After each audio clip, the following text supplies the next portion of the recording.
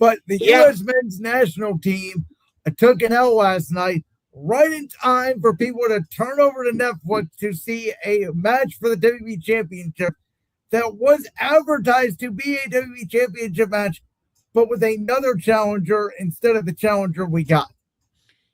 We all knew what was going to happen. There's a reason this show was in Chicago.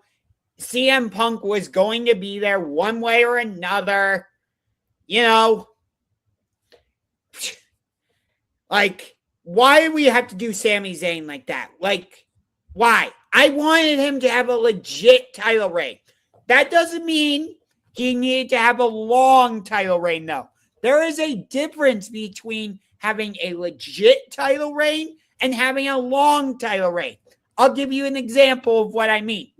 Darby Allin, he won the AEW championship on an episode of Dynamite. And he didn't have a long title reign. He ended up losing it at Double or Nothing. But it was a legit title reign because he was involved in a feud with MJF, but he was having title matches against Ciampa, Kevin Knight, Brody King, amongst others.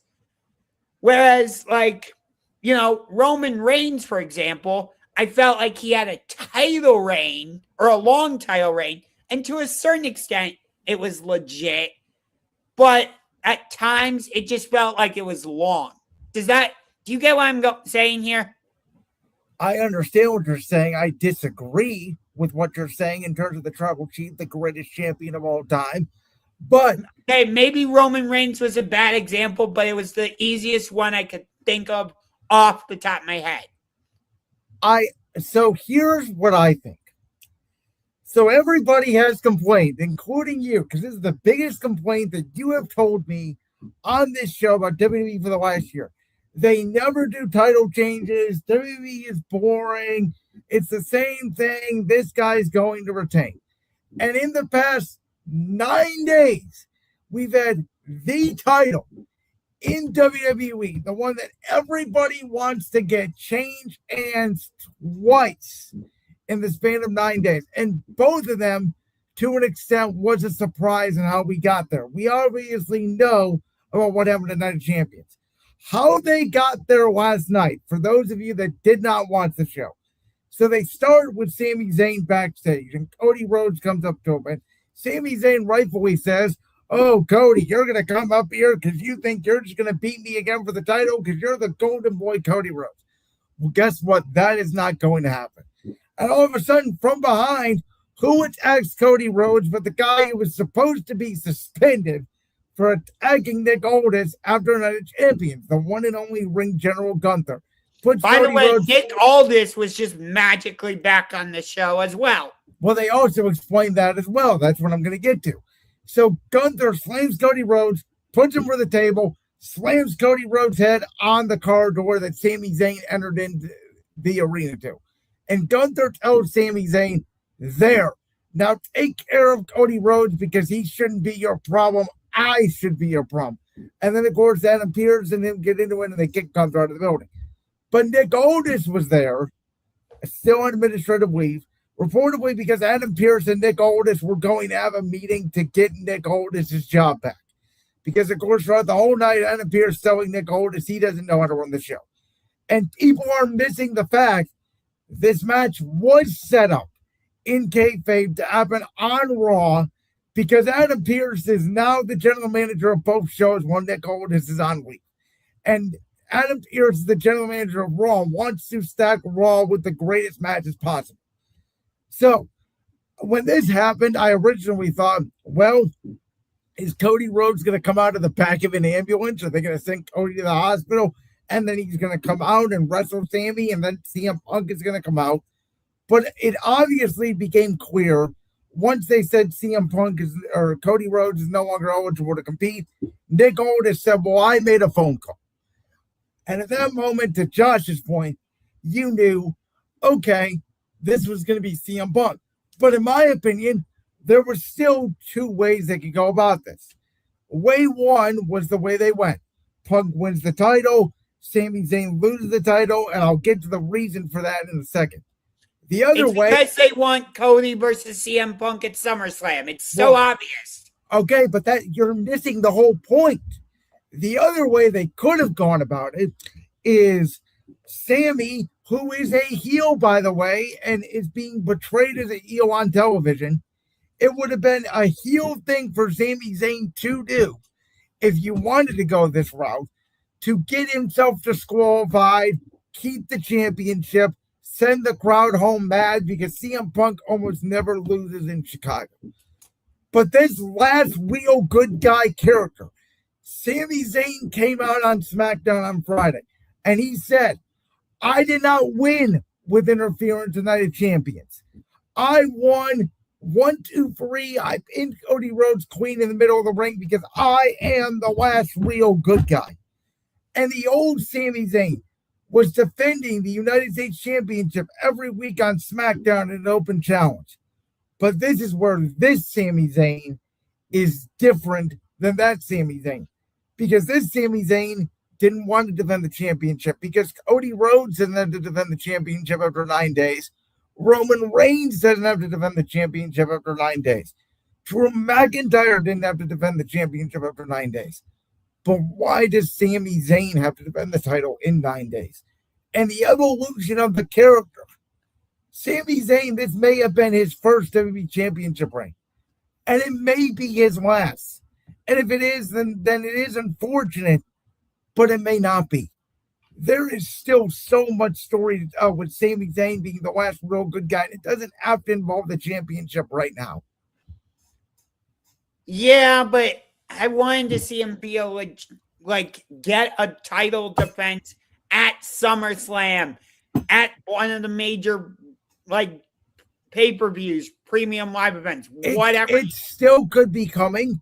There's a world where Sammy could get the title back, whether it be a month from now, 2 months from now, 6 months from now, or maybe never. Maybe they'll do it at WrestleMania 43 in that's another possibility. What if Sami Zayn ends up winning the Royal Rumble? And by that time, what if babyface Sami Zayn ends up going on to WrestleMania? And that's when you get the actual title reign of Sami Zayn. He already got a taste of what it's like to be champion. Now he's going to try to hold on to it. I also think they did this because they know SmackDown has been bad recently, and they want an injection of what people think they want, which is CM Punk. Well, also, by the way, people do want CM Punk. You don't want CM Punk, but people want CM Punk. He is a needle mover. He is a main eventer. Which is exactly what I just said. And so you look at WWE right now. I have thought about these 7 guys. Some of these guys haven't even gotten a world championship match in their careers yet.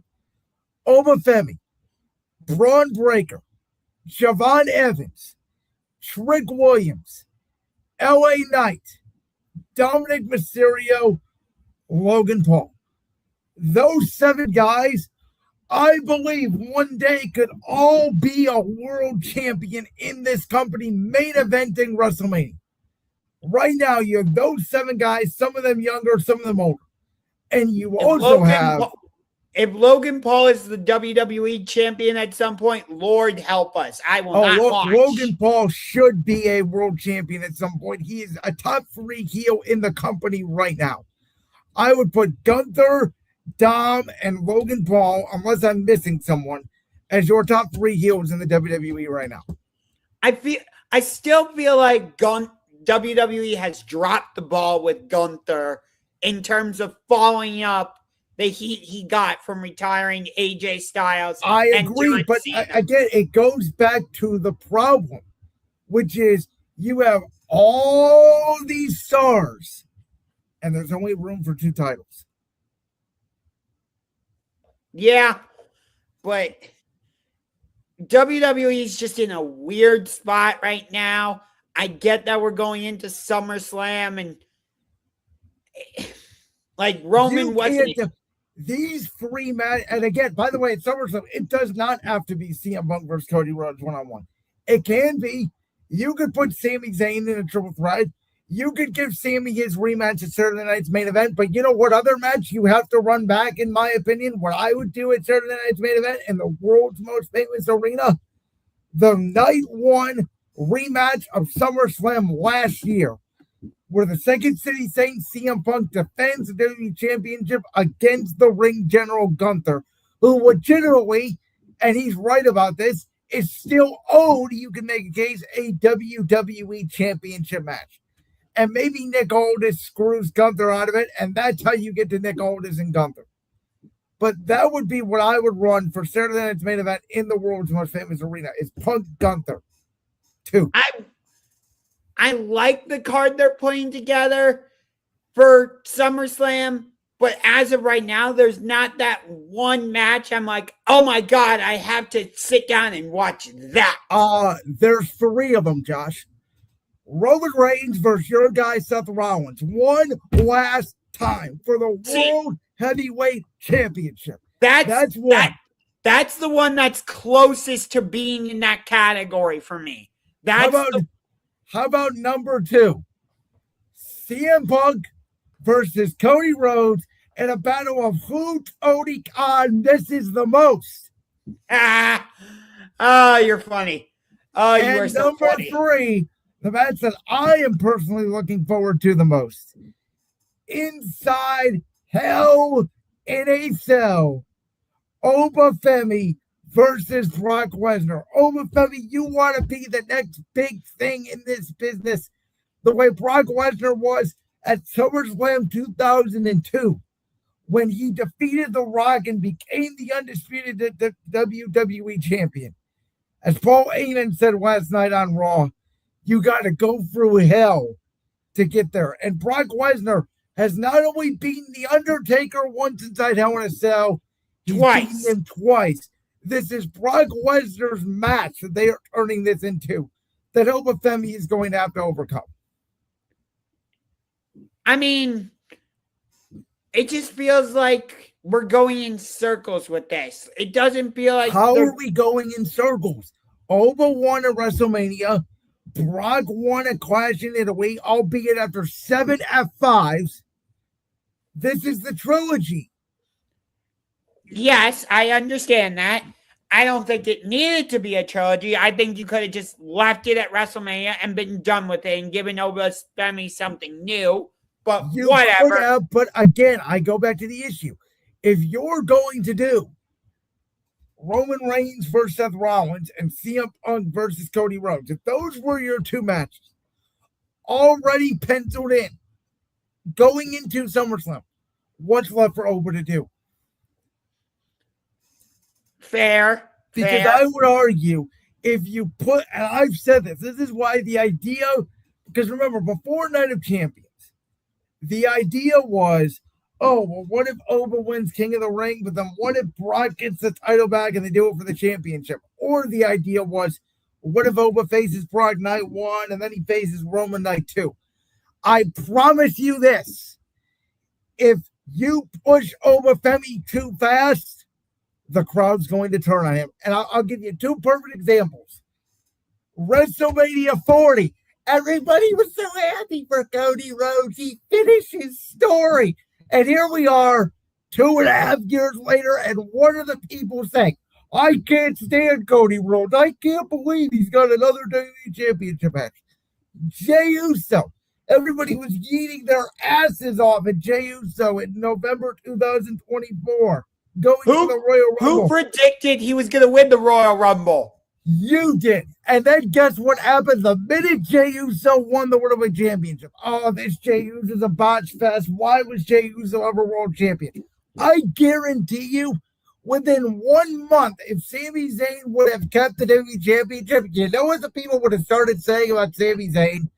Oh, he's boring. Why'd they put the title on him? I wouldn't have done that. I'm one of his ride or die fans. Well, I'm just telling you, the people in the wrestling business today are fickle. You know how hard it is to keep momentum on people? Ask LA Knight about momentum. What are you, Daniel Bryan from when he was the Planet's champion? Fickle. Is that what you're trying to do there? They're hypocrites. That might have been that might have been one of my favorite heel runs by a WWE wrestler. Seriously. That and Seth Rollins' Monday Night Messiah character, I loved that. I liked the Messiah character until the pandemic. Then it sort of, because the pandemic was the pandemic and there's no control over it. In my opinion, of the characters Seth Rollins has played, that's my favorite one, is the Monday Night Messiah. I will say, and it's unfortunate, but the Seth Rollins Vision stable with him, Bronson Reed, Braun Breaker, Austin Theory wasn't in it at that point. But up until Rollins had just gotten hurt, that Vision stable was gaining momentum. And I think it would have worked. I think Seth was leaning into that Messiah character, and I think Seth would have taken that world championship all the way to WrestleMania 42, where he would have lost it to Roman Reigns. Yeah, and now the Vision have won the tag team titles back because Maxine Dupree turned heel. Listen, you know what? If they're going to do something with Austin Theory, I mean, now's the time, right? I mean, I was never a fan of Austin Theory. We know Vince McMahon was a huge fan of Austin Theory. Obviously, the new administration is not the biggest fan. But I will say this about Theory. He's got looks. I mean, he's got physique. It's just he can't put it together. I like this tag team with Grayson Waller. It sort of ran its course a little bit. I think this is sort of Theory's last attempt here and see what they can get out of him. I wish he would play more of a baby face because I feel like that's his more natural role. Yeah, I think I don't know. The problem is there are too many good people at the top. I know. Okay. I know. You want to talk about AEW Beach Break or whatever, Beach Bash, whatever it's called. Go ahead. Yes, because we got a title change on Monday Night Raw. Are we going to get another title change tomorrow night on Dynamite? Because it is Kenny Omega versus the devil himself, Maxwell Jacob Friedman, MJF, for the AEW World Championship. And this match has the same stipulation that the Texas Death Match did at Revolution when Hangman took on MJF. If MJF wins, Kenny Omega can never challenge for the title again. It doesn't matter if MJF is the champion. It doesn't matter if Will Ospreay is the champion. It doesn't matter who the champion is. Kenny Omega can never challenge for the title again. And I think it's interesting that they're doing this match tomorrow night on Beach Break, because I thought that was the whole reason they are doing Redemption, which is happening in Montreal, Quebec, Canada, which Kenny Omega is from Canada. So I thought that was going to be the whole story. The reason the World's End pay-per-view started is because MJF's world was ending. He lost the championship to Samoa Joe, and Adam Cole ended up being revealed as the devil. So MJF's world came to an end. So I thought that was the whole idea with Redemption pay-per-view. But we shall see. I have no idea what to think with this match. Are they going to have the title change? Is Hangman going to get involved and cost MJF the title? Because a lot of people are thinking that could be the direction. Plus, you have Konosuke Takeshita versus Kyle Fletcher, which is going to be absolutely bonkers for the AEW International Championship. You have Tommaso Ciampa taking on Chris Jericho. And then you have a casino gauntlet match where the winner will face Tekla at Redemption in Montreal, in which Mercedes Moné is waiting to see who the women's world champion is going to be going into All In, because she won the All In and she gets a world title match. Oh, going back to MJF versus Kenny Omega, who's Will Ospreay going to face at All In? Because he won the All In, my God. That was match of the, that might have been one of the, that's match of the year. I don't know if you've gone back and watched wait, it. you wait. Was that the one against? Wait, was he facing Swerve? Yes, Is that the one where he's doing the fakest elbows I've ever seen in the history of wrestling? Oh my God! Don't you dare crap on this match. Yeah. Josh, it's not real fighting. These guys, AEW is one of the best wrestlers. All of a sudden, this guy's doing this, and he's not even reacting to the fucking elbow. Like, how do you guys watch this garbage? I ask you the same thing about WWE. Garbage. You know what WWE is? We're telling stories over here. And in AEW, you guys are acting like that move shouldn't even matter. Because let's have everybody do a flip-flop on the thumbtacks. Look at us. Yay! Chip Cornette is right. The wrestling industry as a whole is dead. Because kayfabe is over. Nobody is a heel anymore. And these guys don't take wrestling seriously at all. These guys are acrobats who want to impress Dave Meltzer to get a 5-star match out of them. My God. That Hangman, or I'm sorry, Will Ospreay, Swerve Strickland, it was incredible. I saw it. I saw all the no-selling bullshit that was going on in that match.